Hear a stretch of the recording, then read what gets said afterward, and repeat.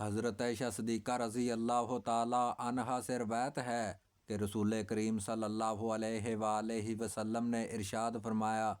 وہ نماز جس کے لیے مسواک کی جائے اس نماز کے مقابلہ میں جو بلا مسواک پڑھی جائے 70 گنا فضیلت رکھتی ہے۔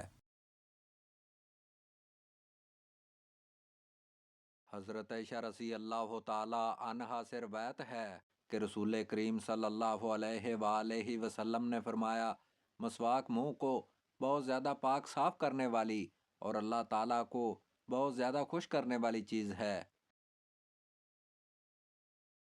حضرت ابو ہریرہ رضی اللہ تعالی عنہ سے روایت ہے کہ رسول کریم صلی اللہ علیہ وآلہ وسلم نے فرمایا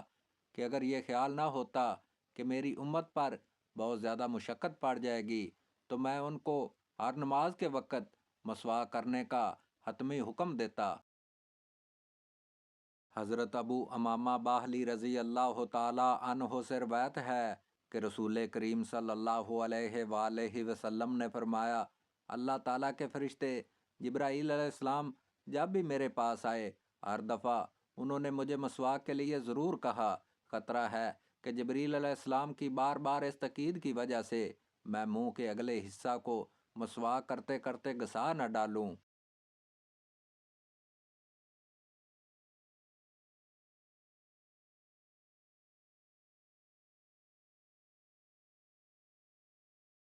حضرت عائشہ رضی اللہ تعالی عنہا سے روایت ہے کہ رسول کریم صلی اللہ علیہ وآلہ وسلم کا معمول تھا کہ دن یا رات میں جب بھی آپ صلی اللہ علیہ وآلہ وسلم سوتے تو اٹھنے کے بعد وضو کرنے سے پہلے مسواک ضرور فرماتے تھے۔ حضرت حذیفہ رضی اللہ تعالی عنہ سے روایت ہے کہ رسول اللہ صلی اللہ علیہ وآلہ وسلم کا دستور تھا کہ جب بھی آپ صلی اللہ علیہ وآلہ وسلم رات کو تہجد کے لیے اٹھتے تو مسواک سے اپنے دہن یعنی منہ مبارک کی خوب صفائی کرتے تھے۔ شریف بن حانی رضی اللہ تعالی عنہ سے روایت ہے کہ میں نے ام المومنین حضرت عائشہ صدیقہ رضی اللہ تعالی عنہا سے پوچھا کہ رسول اللہ صلی اللہ علیہ وآلہ وسلم جب باہر سے گھر میں تشریف لاتے تھے تو سب سے پہلے کیا کام کرتے تھے؟ تو انہوں نے فرمایا کہ سب سے پہلے آپ صلی اللہ علیہ وآلہ وسلم مسواک کرتے تھے۔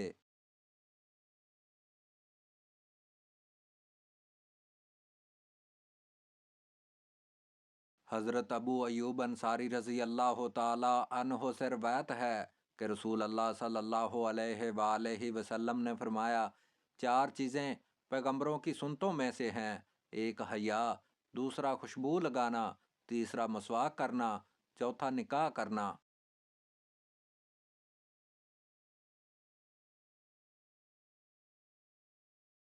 حضرت عائشہ صدیقہ رضی اللہ تعالی عنہا سے روایت ہے کہ آپ صلی اللہ علیہ وآلہ وسلم نے فرمایا،